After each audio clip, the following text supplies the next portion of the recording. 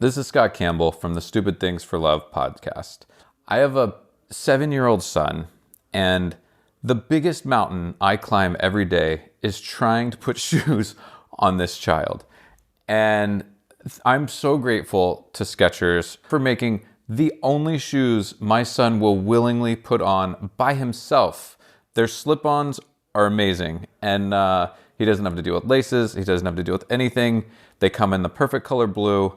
Thank you, Skechers, the comfort technology company. And you can find Skechers everywhere. Skechers.com, a Skechers store, or wherever stylish footwear is sold. On this episode of Schmidt List, we welcome pricing strategies expert Garrick Van Buren. Learn how focusing on solving business problems rather than just selling services can transform your agency's success.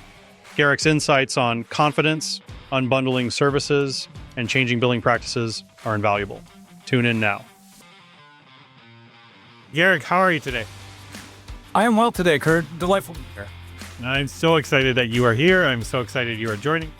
So tell me a little bit about the work you're doing these days and who are you specifically working with? I work with CEOs in B2B companies, software and professional services that are struggling with pricing.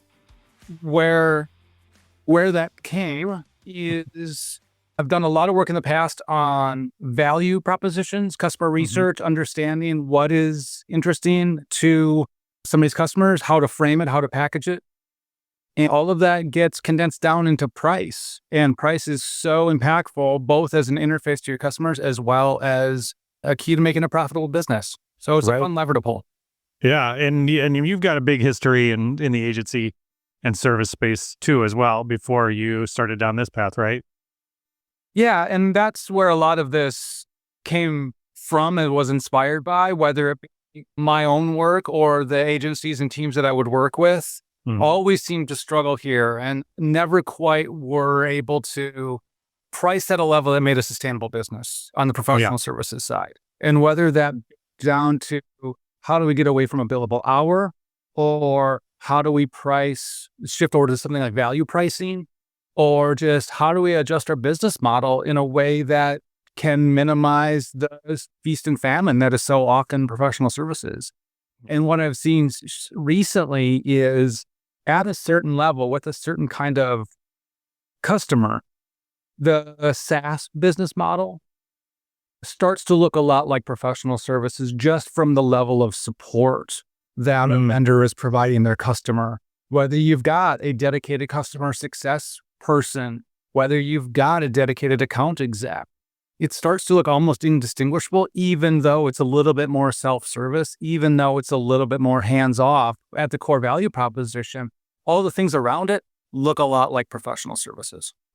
Makes a lot of sense. Let's talk a little bit about the history of what we've been dealing with here, because I remember 15 years ago, a book came out called Hourly Billing is Nuts. And I read that and I was like, oh my gosh, hourly billing is nuts.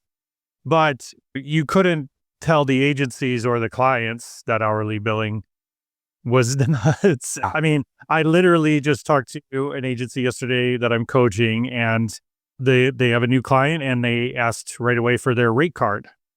And this is still an industry where the tail wags the dog a bit. If the clients want a certain thing, it's really hard to push against what they're used to working with, especially as you get into bigger companies with procurement and things like that. They have rules and regulations. So tell me a little bit about your history with billing in general over the last few years, and how that's shaped and changed the way that you approach it these days.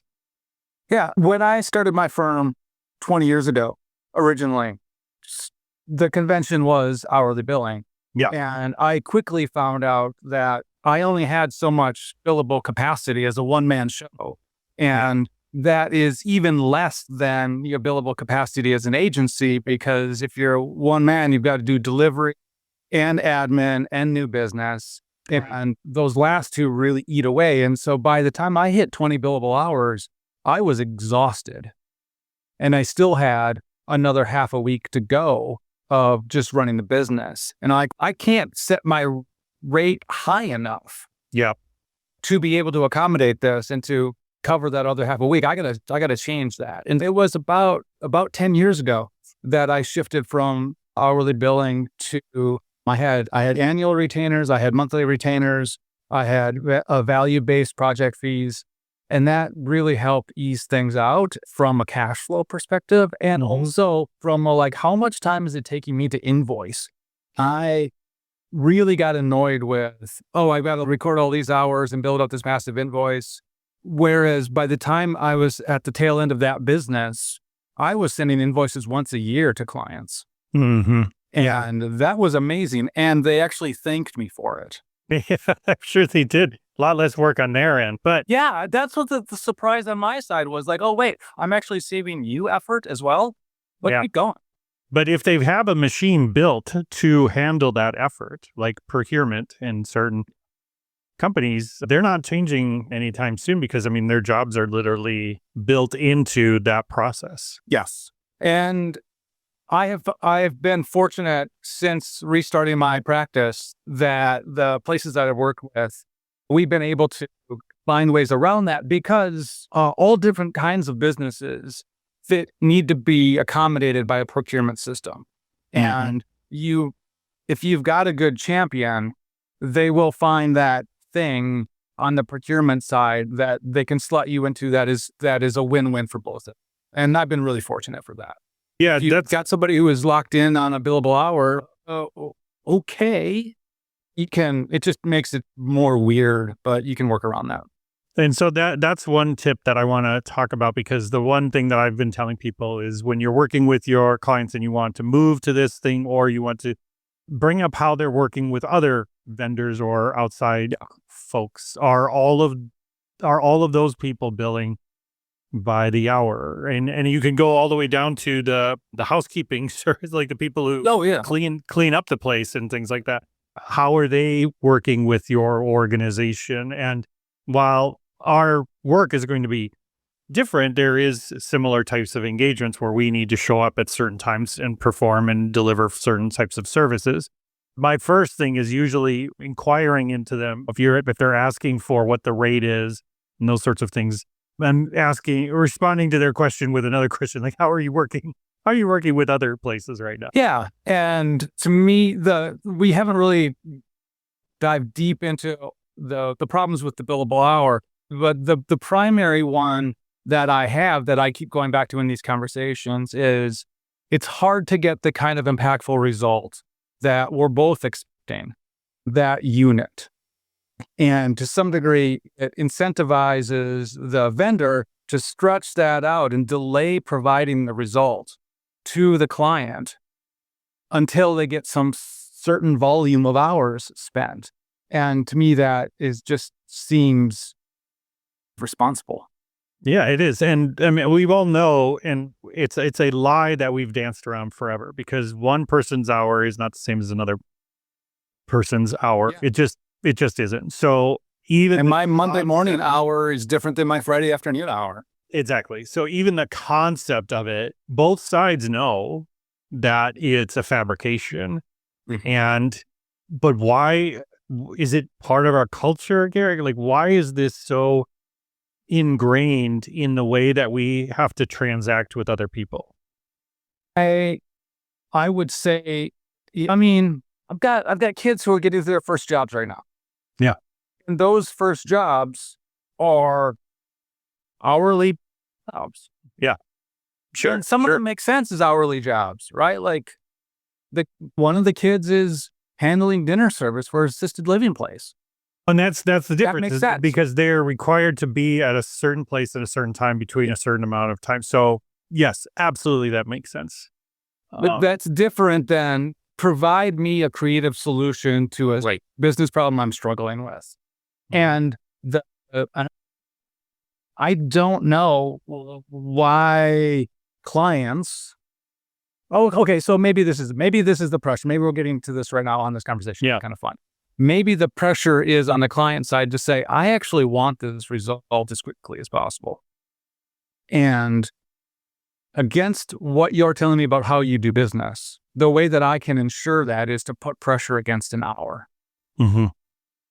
Right. And I also want to provide the result as quickly as possible. And I have been delighted in those instances where while I either was on a retainer or on a value-based fee, was able to get not as finished as a result as I was expecting to deliver, but it was substantial enough that the client was like, okay, got it. This is what I need to move on. I don't.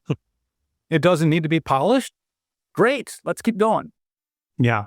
And this is, I mean, because we tried to do this at agencies I was at in the past where we'd offer a fixed bid price versus a time and materials price. The client would always go with the time and materials because they thought they could get it cheaper. You'll just move faster and it'll come in under that thing. And I was like, have you ever worked with a lawyer before? Because again, we look at these parity sort of places like law practices and how they bill by the hour in a lot of cases. And there's a bit more standardization in those spaces. So they can get away with a lot. But I mean, how many times have we heard in the news about lawyers overcharging or something or whatever, some kind of discrepancy with those services, because they're doing the same thing. They know it's all fudged numbers. Yeah. And that at the end of the day, the outcome is worth something to their clients. A good outcome and bad outcome are worth something different. And that billable hour sort of hedges it a little bit. But I know that there are, especially the high profile, some of those engagements are based on the outcome. Yeah.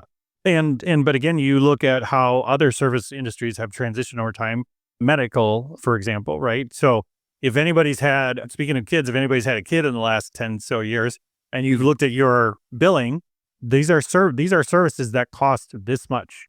There's no breakdown of hours or anything like that. It's like the IV does cost $700. And you could be like, why does it cost $700? And they're like, because it costs $700. That's what it. And that's a great example. You don't know. They're billing you $700 for that, but it's likely they billed somebody else $1,200 and somebody else $100. Absolutely, yes. Yep. And there's no standardization other than there is what each hospital, and again, it goes different to each hospital too, or clinic, or whatever the case may be, because that's they bill according to what they need to make for profit. Yeah, and there's a lot of don't have a lot of experience in the healthcare world. There's a lot of opacity in pricing in the healthcare world, and we as consumers of it don't have yet a great deal of levers to pull to be able to like. Whereas, by contrast, travel, airfare, prices are constantly changing.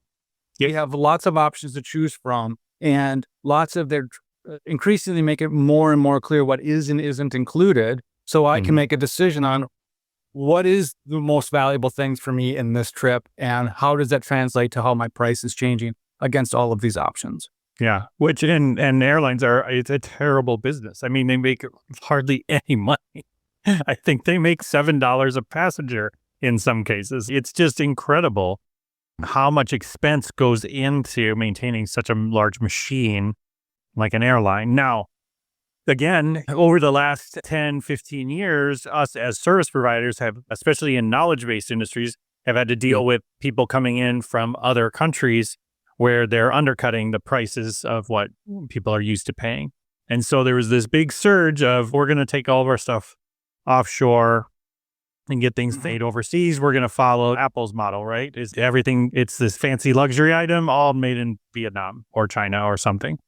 But it's this American pie sort of company, right? And here we are, I've seen in the last few years, a number of agencies pop up where it is just sort of, there's front men, and then all the teams are distributed all over in different parts of the world. And so the front men are just going out and selling the services, and then it's executed on in India, Belarus, or Brazil, or somewhere in South America. And they're still billing.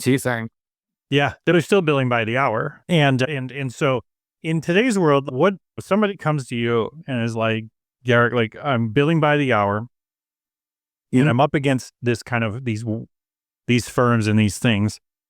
Where do you start what sort of questions do you want them to ask themselves as they are figuring out their pricing? What is the best questions that they should be asking?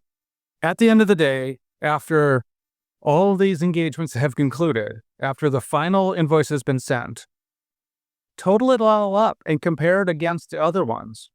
If you land in about the same spot, you know what your price is for that scope of thing, and say, hey, we could go through all this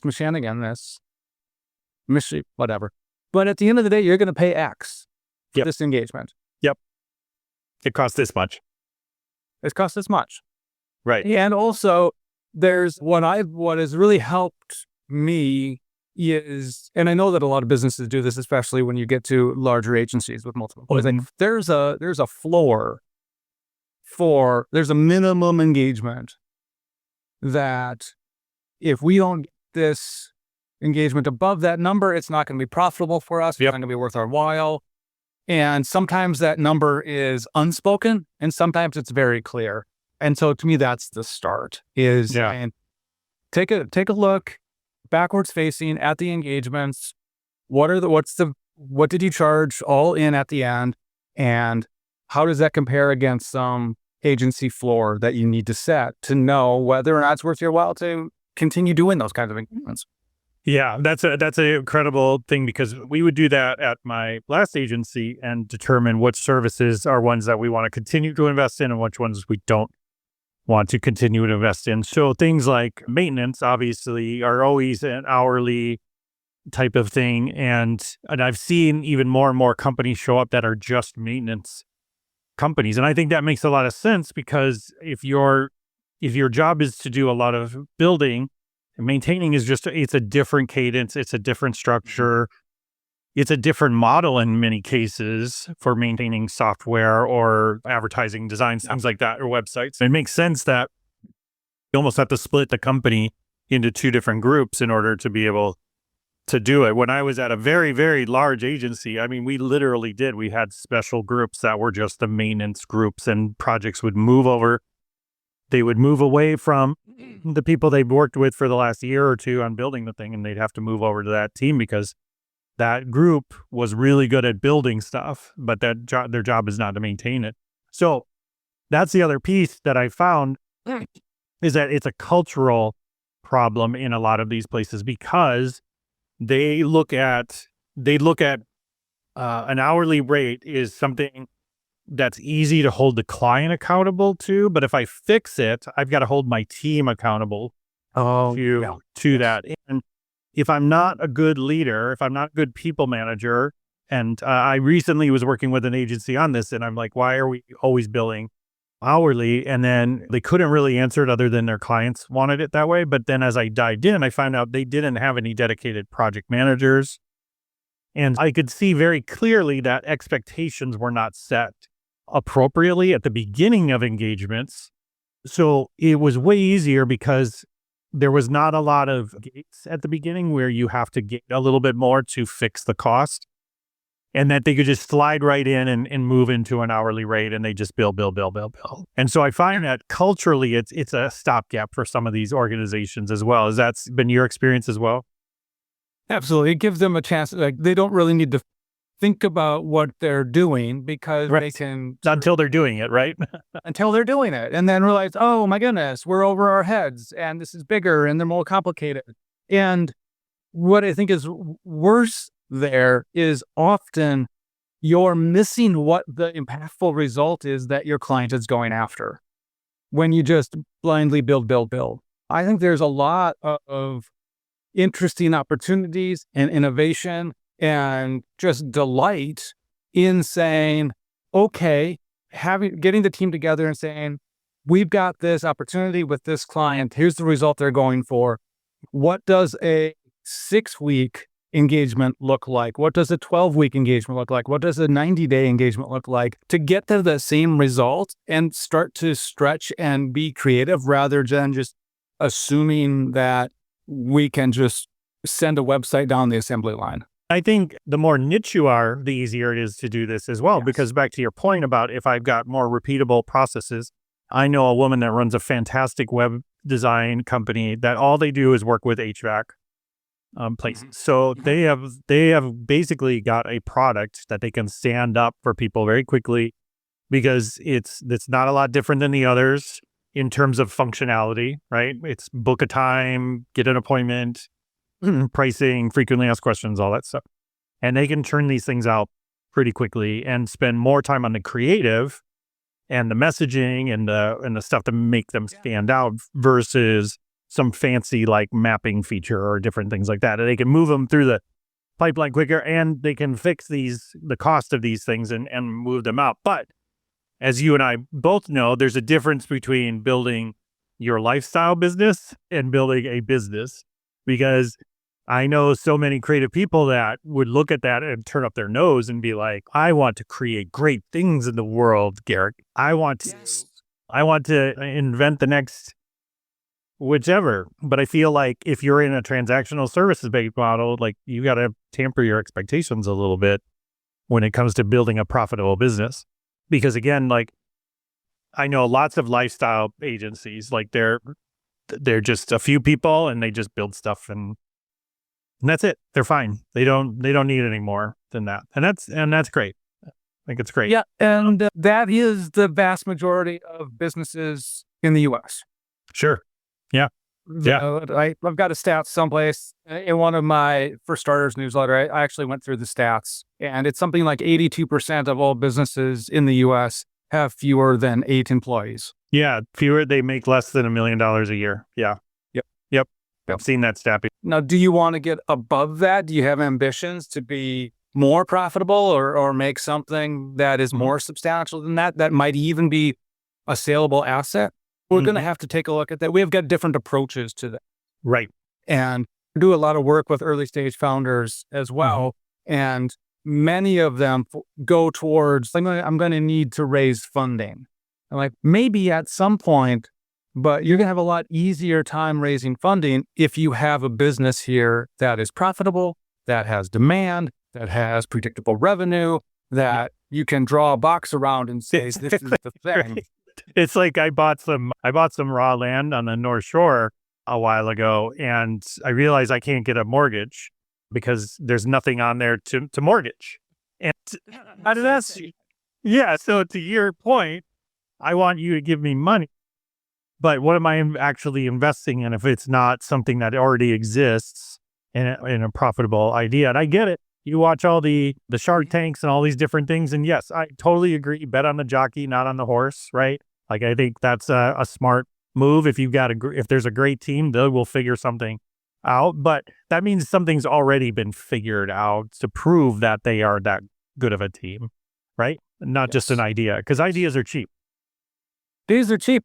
And I mean, I'm sure been on projects with a very enthusiastic founder. Absolutely. With slightly bigger, fatter wallet than they deserve for this idea. And they decided to burn it all. I got it in my head. I know exactly the one. Yeah. And they were like, you know what? We're going to burn it all on building a product that's right, because we're going to change the world. Done customer development on. Yep. We're going to change the world. But I haven't talked to one single potential customer or buyer about this. I had a guy once, this is great, reached out, wanted to build something, but wouldn't talk about it over the phone because he was concerned that whatever, NDA and all this stuff. I was like, that's fine, I'll sign an NDA or whatever.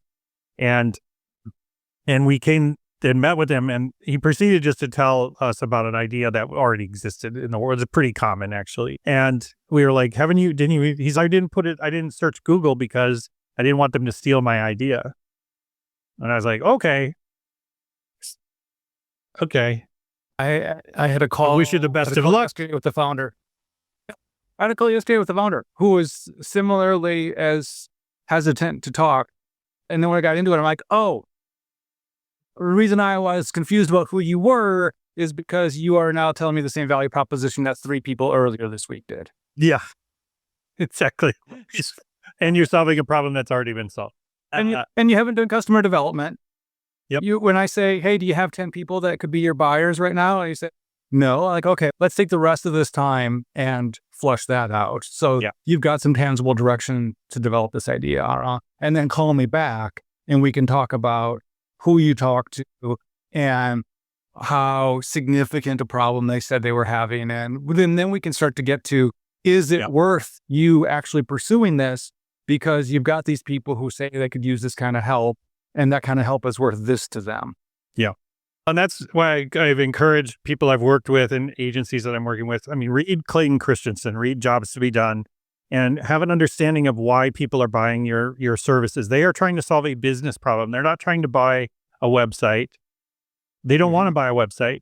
That's the last thing they want to buy, but they have to, because it has to solve a business problem for them. And if you can speak to how you solve those business problems, your value goes way up versus your hourly rate. And once we had made that change at my last agency of talking and leading with the business problems we're going to solve and the impact that doing this work is going to have with their businesses, and how we've seen it change other businesses, and then led with that, and then tail end was the actual execution part, changed the whole conversations. It changed the profitability of the organization. Everything changed. So back to my point about this cultural aspect of pricing. Yeah.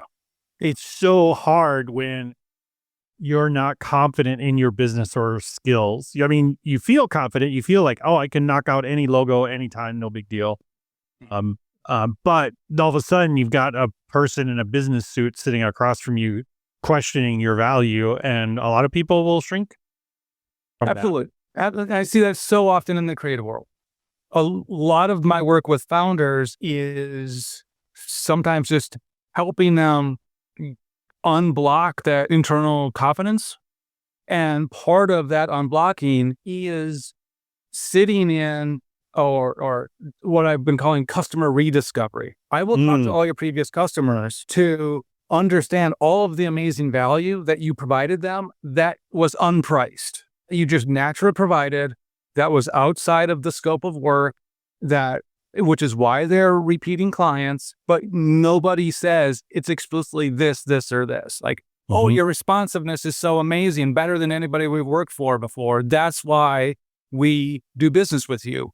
Yeah. Or, right, you speak more clearly, or whatever that attribute is, to dust that off, to discover that, to show that back to my clients and say, here are all of the things that people are enjoying when they're engaged with you. And you can dial that up or down against price, but or you can unbundle it and say, oh, only the special people will get that price, will get that offering. And I now know that explicitly.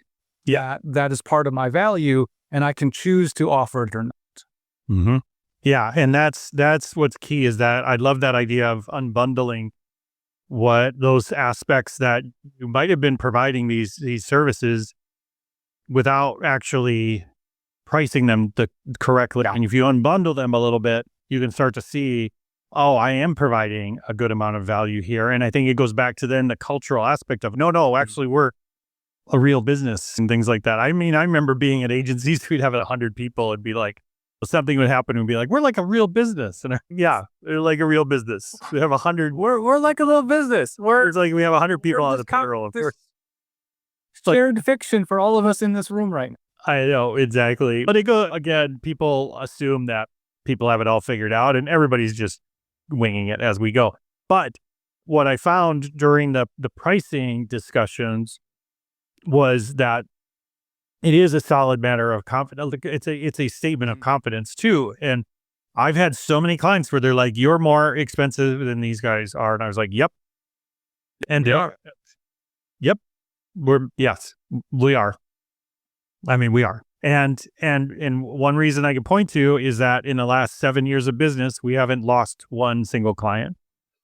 And so the people that pay for our services get value out of our services, and that's it. And so if I couldn't point back to that stat, and I was just like, yeah, again, if you don't stand for something, you just stand for nothing, right? And so many of these people don't stand for a lot other than I want to make some money by doing stuff. And I think that trickles into every little aspect of the choices you make as a business owner, how you price things, how you manage employees, the type of people you hire, the type of clients you attract. Yeah, and the more I dig into this, the more it is clear to me that your pricing strategy is your business strategy, and it just flows from there. And wherever you put yourself, premium or commodity, by the hour or value or whatever, the rest of your business is led by that. Mm-hmm. And if you're not continually revisiting all of that, is this pricing strategy working? Is it getting the kind of clients and engagements that we want?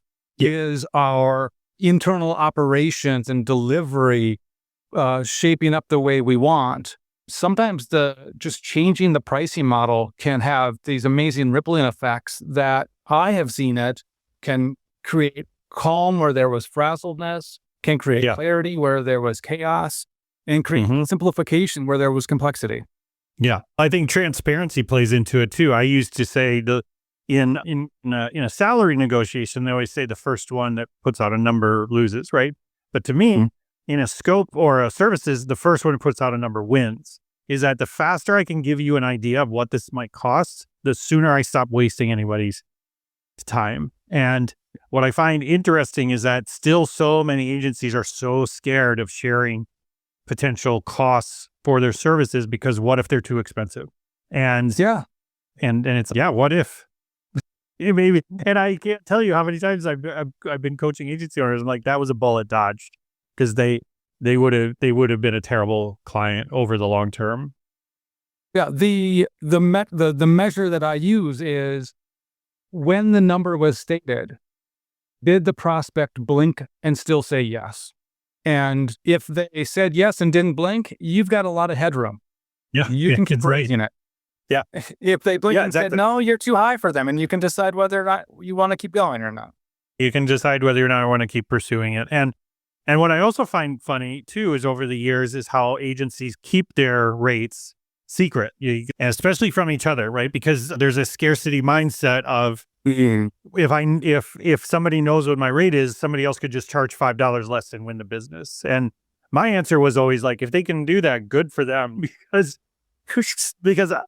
I probably don't want to work with that client that chose them. That's what so many founders I talk to are going after a problem space and saying, we can compete on price. And I said, good God, don't do that.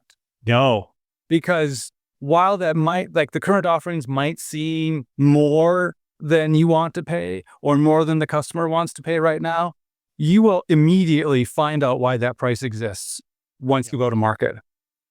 There's just some barrier that's not obvious to you that as soon as you open your doors, you'll be like, oh, and this is why prices are.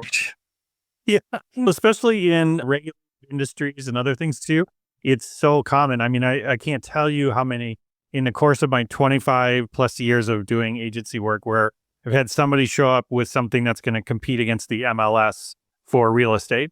But the real MLS is a monopoly, and you can't, I mean, it's just, unless the government steps in, you can't outwit and outsmart the MLS. It's just the way it is. And there's certain parts of areas where people thought we can outdo this stuff, right? So Uber blitzscaled taxis out of existence, right?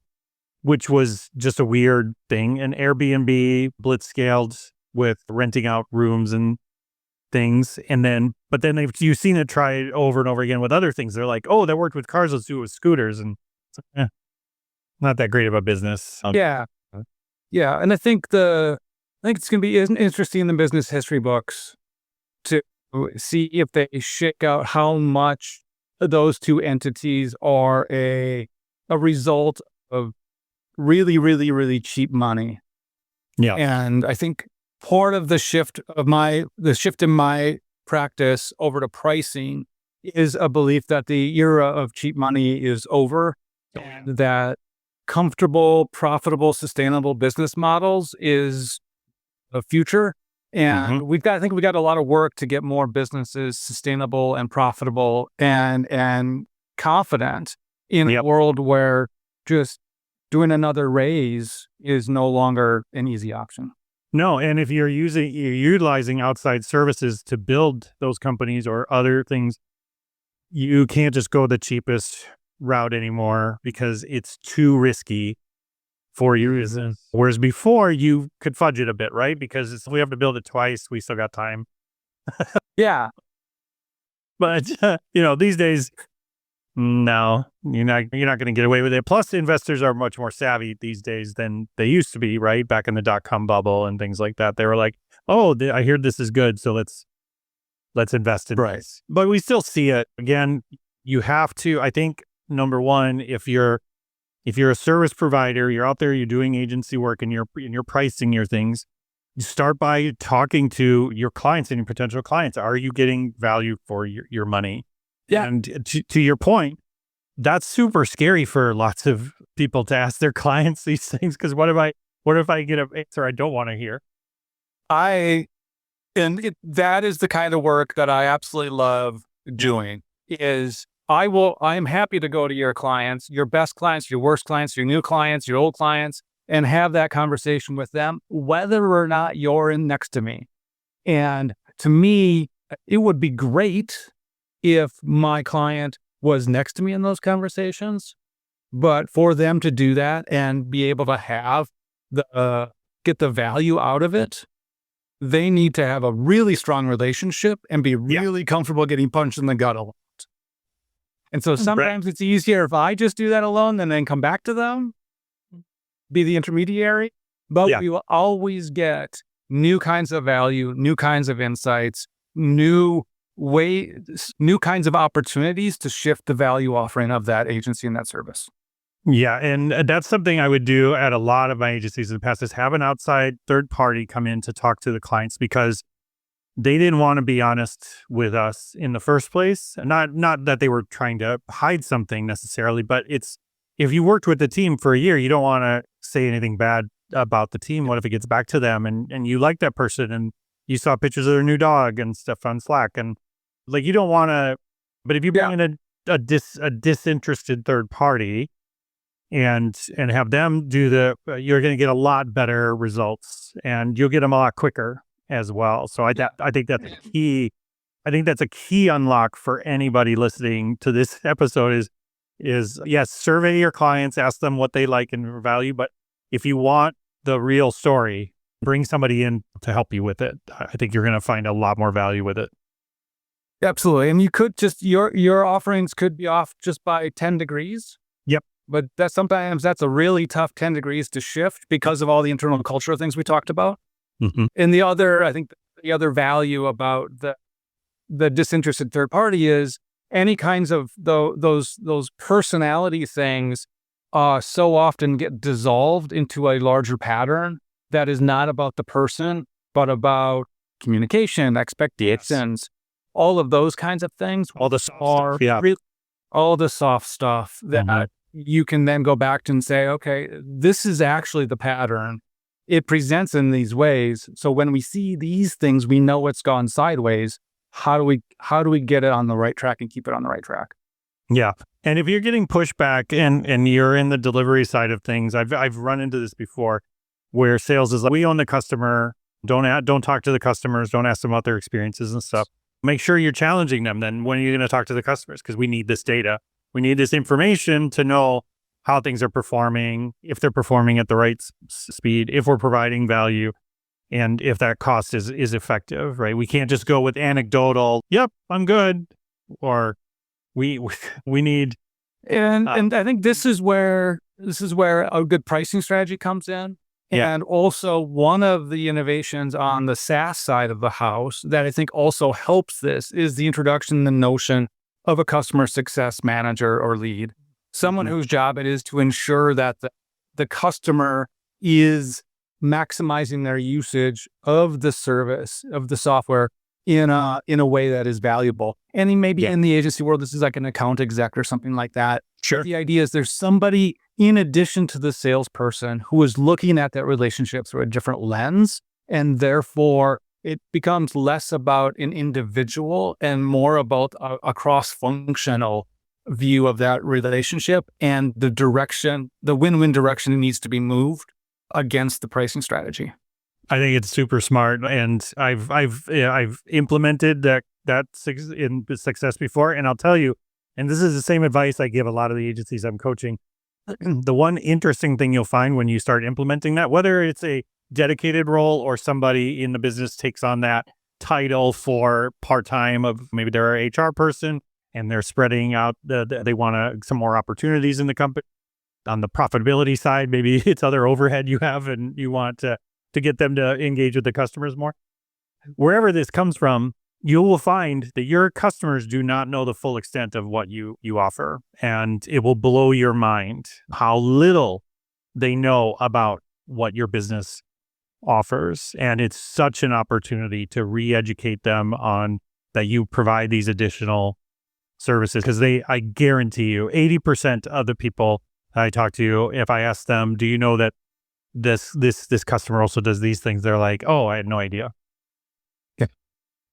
Yeah, because they engaged to make progress on a specific job, going back to jobs behind Clayton Christensen, and they're making progress on that, and they're good with that. Yep. Yeah, and they don't look at you in any other way. They don't. I always use the Tires Plus example, right? I go to Tires Plus and to get tires. But even though there's a sign out front that says like we do brakes and stuff, I wouldn't, Tires Plus would not be the first place I would think of when it comes to brakes, no matter how much they're advertising it to me. But if they had somebody, a representative, and they had a program that was there to educate their customers on the full breadth of what they did, it's great. But a lot of places don't put that kind of effort in. And where do we, and then it becomes a rollout strategy or a marketing strategy about where do we put that communication? How do we do that bundling? What's the hit we're comfortable taking to get that word out? Just becomes delightful conversations that I could keep going on. Yes. That hypothetical example. I know. And we have to stop here, but with this, we'll just call this part 1, Garrick, and we'll come back and continue our conversation. I'm excited to hear if people's opinions. If you've got opinions, make sure you share them in comments, shoot me a message. Make sure you connect with Garrick. He's very active on LinkedIn. He posts some great stuff over there. If I want to find out more about working with you or follow you and listen to your ideas, Garrick, where can I get more info? LinkedIn is good. I have a Substack called For Starters, all the things that early stage founders put off until it's too late. We talk about pricing on there. We talk about value proposition. We talk about customer research, all the things founders put off until it's too late. And also through consulting.com, you can learn more about my pricing practice. That's awesome. And I will have links in the description below for everybody. If you want to check it out, I highly recommend it. Garrick has been an icon at least around my town for a long time in the agency business. So you're going to learn a lot if you follow him. So Garrick, thank you for taking the time out of your busy schedule and joining me. I appreciate it. Excellent. My pleasure, Kurt. Thanks so much. All right. Talk soon. Thanks for tuning in to another episode. If today's conversation resonated with you, it would be greatly appreciated if you could take a moment to leave a review on iTunes or Spotify. Reviews help others find the show and make a big difference. For those serious about leveling up their business, my coaching services at Schmidt Consulting Group may be what you're looking for. Have someone in mind who'd make a great guest. I would love to hear about them. Thanks so much for listening. It truly means everything. Until next time, take care and keep moving forward.